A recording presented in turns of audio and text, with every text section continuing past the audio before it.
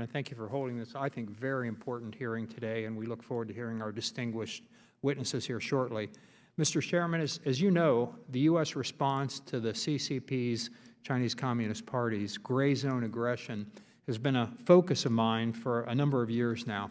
Whether it's the PRCs, as you mentioned, island building in the South China Sea and then militarizing them, or their attacks on the Indian border, their economic coercion against many of our allies, their elite capture and united front work across the globe, especially in the Indo-Pacific, their debt trap pushing Belt and Road Initiative, or their politically driven industrial policy. Everyone on this committee is well aware of the PRC's gray zone campaigns, even though they may not necessarily have referred to them as that. Yet despite this awareness, neither Congress nor the administration has thus far been able to figure out how to deter such malign activity. For instance, who hasn't thrown up their hands in frustration over our apparent inability to stop the PRC from building those militarized islands in the South China Sea? That's why I think this hearing is particularly important. As far as we could tell, it's the first time the Foreign Affairs Committee has used the term gray zone in a hearing title. Whatever you want to call gray zone competition, whether it's irregular warfare, political warfare, hybrid warfare, or sharp power, excuse me, understanding the gray zone as an arena for strategic competition with its own unique characteristics is absolutely critical. Our adversaries clearly conceive of the gray zone as such an arena.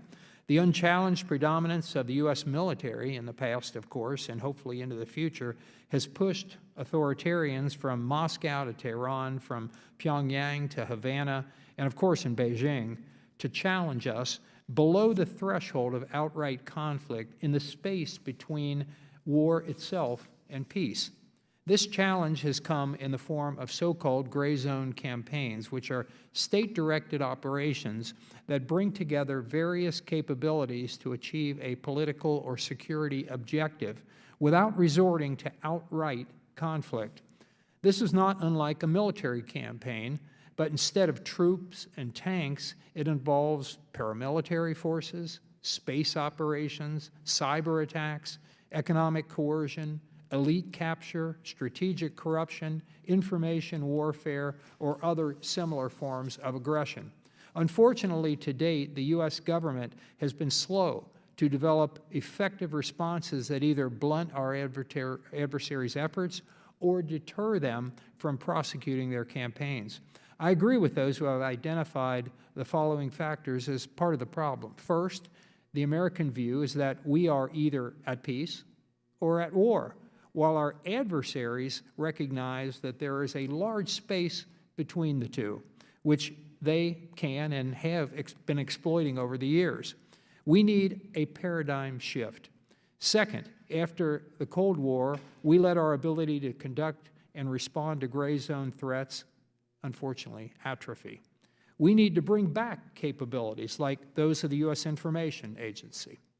And third, our agencies are far too stovepiped, preventing the adequate coordination of our national power into a gray zone campaign. This is a widespread problem that's been identified by a number of high-ranking officials, but we can't seem to fix it, not yet. That's why I've been working on and preparing to introduce the Gray Zone Defense Assessment Act to see if the United States can start to break down some of these silos and identify capabilities we need to effectively compete in the gray zone. Nowhere is an effective response more critical than in our generational competition with the Chinese Communist Party. So I hope this hearing helps us better answer several key questions that are critical to counter their gray zone aggression. How are we currently responding to Beijing, and how does that response fall short? Can we distinguish between gray zone campaigns and their general bad behavior? What will actually deter the CCP? And what capabilities do we need to build out to effectively compete in the gray zone? Mr. Chairman, everyone in this room and across America fervently hopes that the great power competition with the CCP does not lead to a hot war. But But we could still lose the new Cold War to the CCP in the gray zone where they have effectively achieved their objectives for years now if we don't develop an effective response. The PRC will win the strategic competition without ever firing a shot. We absolutely cannot let that happen. And I yield back.